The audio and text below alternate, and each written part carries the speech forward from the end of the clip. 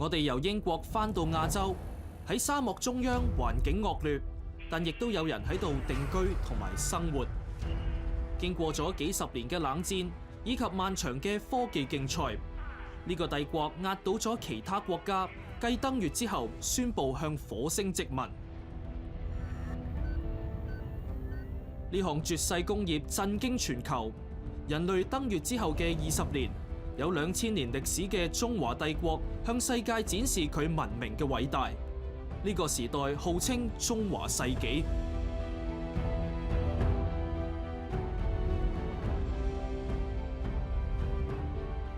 但呢一切都冇發生過。幾百年前嘅連串事件，令到草原上嘅帝國未能夠雄霸全球。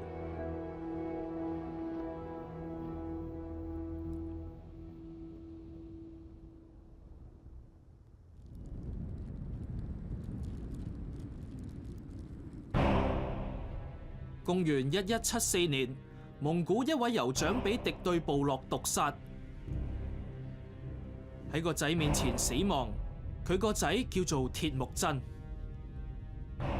幾年之後，幾十騎士劫掠牧民營地，擄走咗一個絕色美女，佢個名叫做缽兒帖。1214年，蒙古攻陷金國燕京，入侵中原，之後南宋覆亡。呢三件大事緊密相連，係成吉思汗嘅關鍵時刻。而家由我哋嚟細說由來。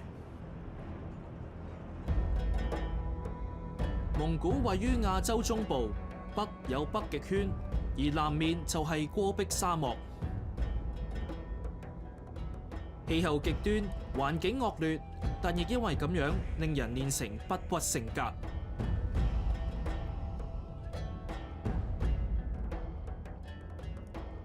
游牧民族適應咗嚴峻環境，佢哋隨住季節遷移喺荒野求生。為咗對抗極端嘅氣候，必須要依靠部落先可以生存。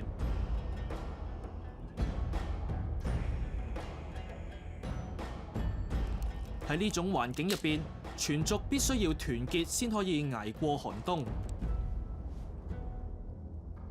當年有一個寡婦同佢7個仔女喺狼群出沒嘅草原生活。鐵木真嘅媽媽面對艱苦環境，展現出堅強信念。佢哋靠野果、草根同埋乾糧去飽肚，為咗家族生存而奮鬥。不過，並唔係個個人都係咁樣。鐵木真一個兄弟就搶走咗佢哋嘅食物。屋企人垂危，鐵木真唔容許呢啲事情發生，佢必須要作出抉擇。要共同生存，抑或獨自犧牲？歡迎嚟到人類記憶庫。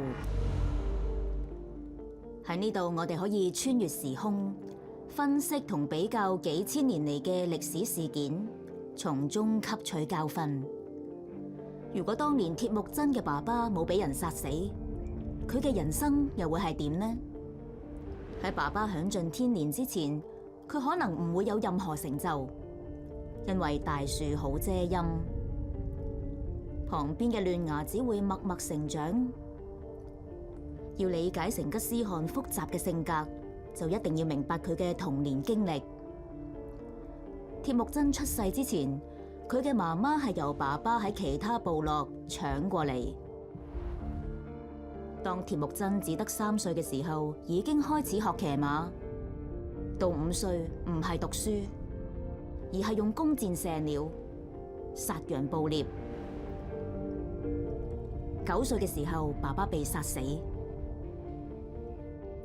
13歲，佢手刃兄弟報仇。對於佢嚟到講，暴力同死亡係慣常嘅事，亦都係伴隨住佢一生。成吉思汗嘅童年塑造佢嘅性格，更加影響咗歷史進程。喺近代史當中，有另一個男仔，佢經常俾酗酒嘅爸爸毒打，又喺俄羅斯嘅農村裏面挨餓。佢個名叫約瑟夫，亦都即係後嚟蘇聯嘅獨裁者斯大林。佢歷盡艱辛，練成鋼鐵意志，對於敵人絕對唔手軟。性格往往會改變歷史。鐵木真同埋屋企人慶幸生存，但就生活喺絕望當中。佢之後流浪咗好多年，一事無成。不過命運就因為一男一女永遠改變。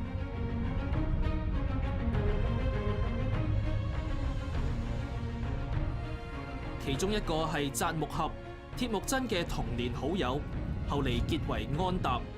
蒙古人非常重視呢份深厚情誼。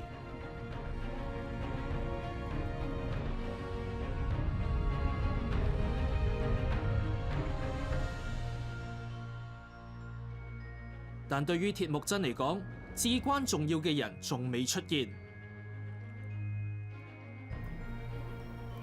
呢個就係爸爸死之前為佢揀好咗嘅新娘。佢同鐵木真一樣意志堅強。少年鐵木真依約迎娶缽兒帖，兩人相親相愛，矢志不渝。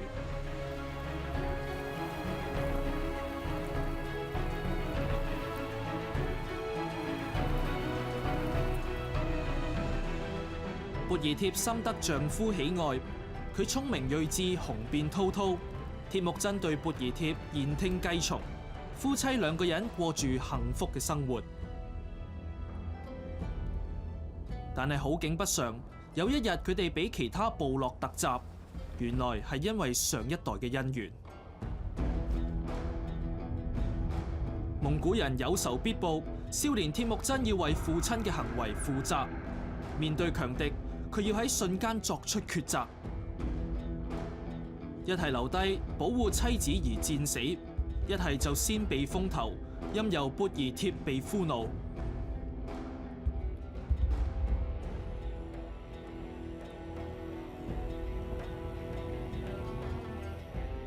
鐵木真選擇保留實力，但佢立誓，終有一日會率領大軍搶返缽兒帖，並且宰殺敵人，報仇雪恨。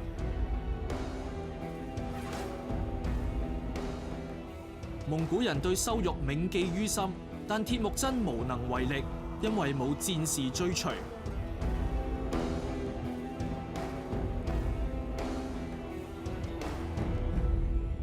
於是佢向扎木合安踏求助。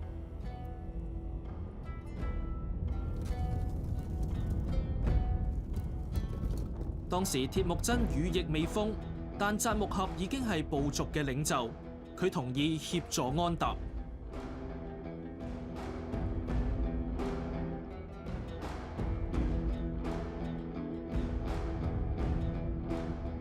兩人翻越北面高山，遠離咗自己嘅草原，潛入敵軍陣地。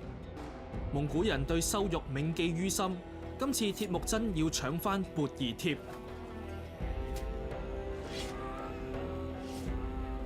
唔單止係咁樣，佢喺呢次行動盡展領袖才華，豪邁嘅勇氣吸引咗戰士來投。部分人決定離開扎木合，追隨鐵木真，一個新嘅時代正式展開。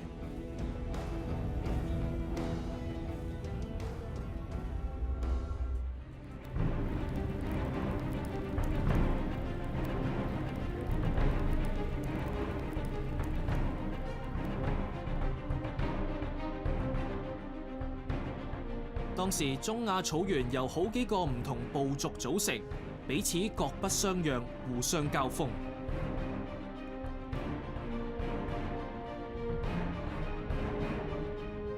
除咗蒙古人之外，仲有蔑兒俶或者黑烈部，佢哋世代以嚟彼此殺戮，希望統一各部成為最高領袖，亦即係蒙古人所稱為嘅大汗。鐵木真同扎木合結盟作戰，互相支援。佢哋知道團結一致，部族將會戰無不勝。不過大汗只有一個，缽兒帖向鐵木真進言，佢終會同扎木合成為對手。結果兩個安踏喺戰場交鋒。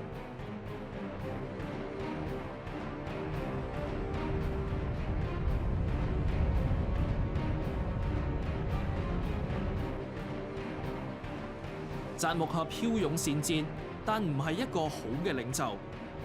佢奸詐而殘忍，失去下屬尊重。而鐵木真就能夠同下屬同甘共苦，賞罰分明。喺佢麾下，兵卒可以晉升為將軍。呢份德行傳遍草原，令到鐵木真越嚟越受人擁戴，最終獲各部族推舉為大汗。扎木合雖然奮力反抗，但無疑係以卵擊石。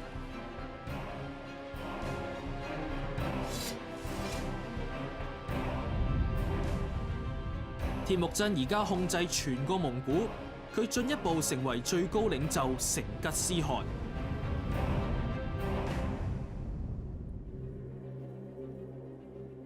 憑住出色嘅行軍戰略，鐵木真率領草原上嘅10萬騎兵，等待啟程征服世界。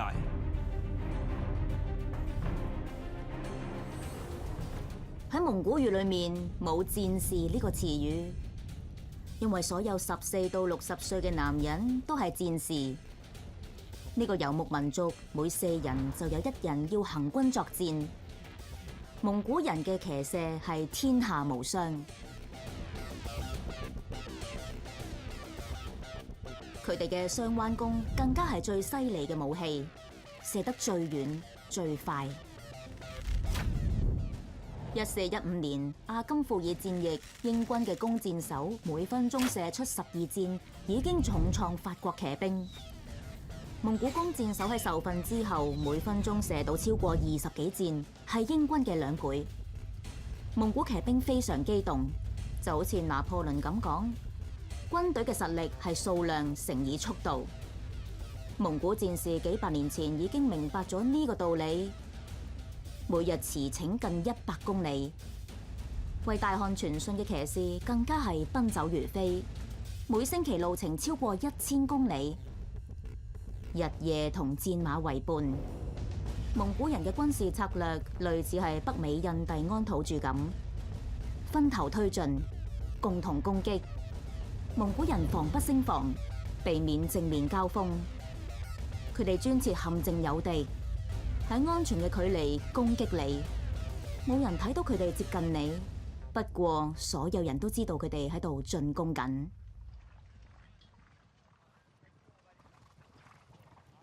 手握大軍，自然希望拓展疆土。成吉思汗已經有全盤計劃，佢首先指向南方。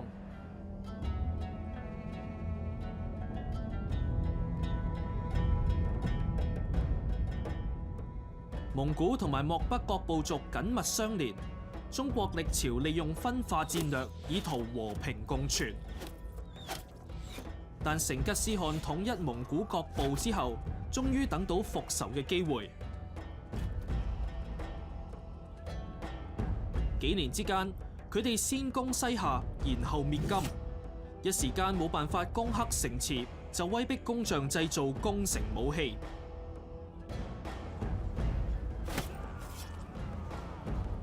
全靠佢哋，蒙古戰士攻入燕京，並且下令屠城，之後再吞併遼東，搭平朝鮮半島。當時南宋據守長江天險，蒙古於是轉戰中亞，進軍歐洲。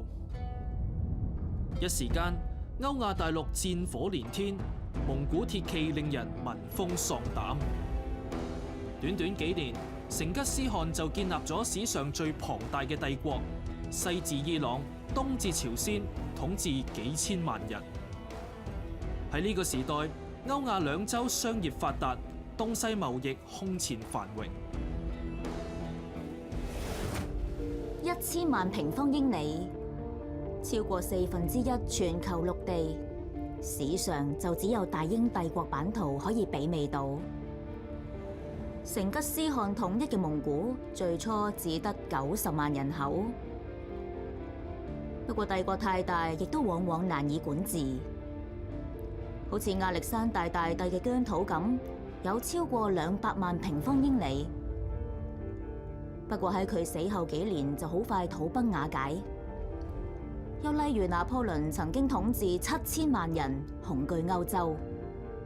不過帝國就只係維持咗10年。希特勒建立納粹德國，亦都曾經以為可以日久不衰，結果只係得12年光景。反而羅馬帝國靠開明嘅制度、有效嘅政府，維持咗超過500年。歷史證明，帝國無法單靠武力而長久，重點係要有長遠嘅視野同埋合適嘅制度。咁成吉思汗又可唔可以做得到呢？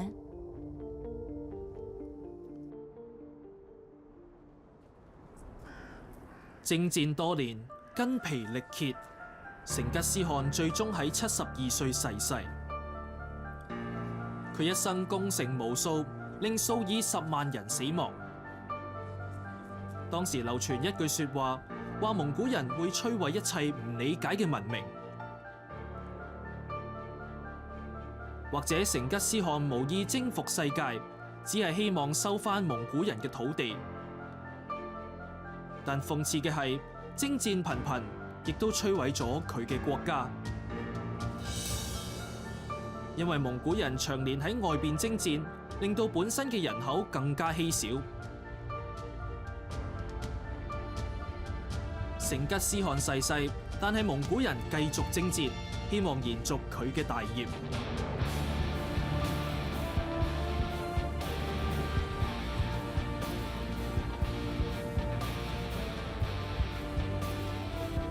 不過戰爭帶嚟嘅影響亦都逐漸浮現。歐亞地區飽受戰火摧殘，屍橫遍野，瘟疫同埋傳染病隨之爆發，之後再傳到歐洲，稱為黑死病。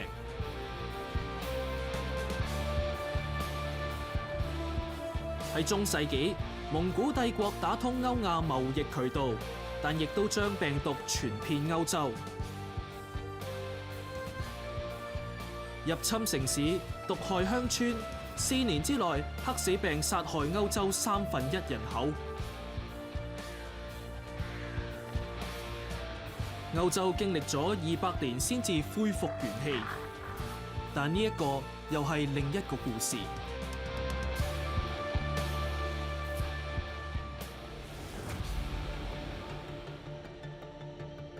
外族遠去，文明得以繼續。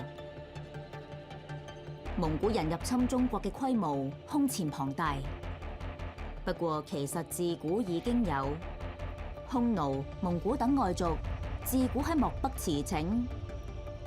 中國最後要起長城自保，不過萬里長城仍然係無法阻擋蒙古人入侵。其他帝國亦都曾經有類似嘅長城。好似3000英里長嘅羅馬防線，同樣阻擋唔到日耳曼人入侵。比較近代嘅例子係分割東西德嘅柏林圍牆，企圖保住另一套經濟模式。最後圍牆倒冧，蘇聯瓦解，或者好多人以為圍牆已經係過去式，咁就錯啦。而家美國亦都開始喺南部修建圍牆，用嚟阻止墨西哥嘅非法移民入境。仲有匈牙利同塞爾維亞之間，亦都有阻擋難民嘅圍網。喺過去25年，全球都建立咗超過1200英里嘅圍牆，足以同中國古代相比。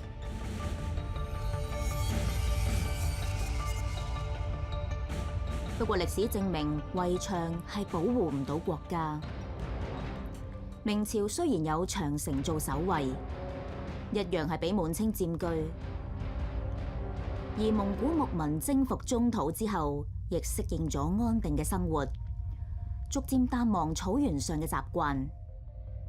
呢啲戰士嘅後代逐漸融入中國，成為文明嘅一部分。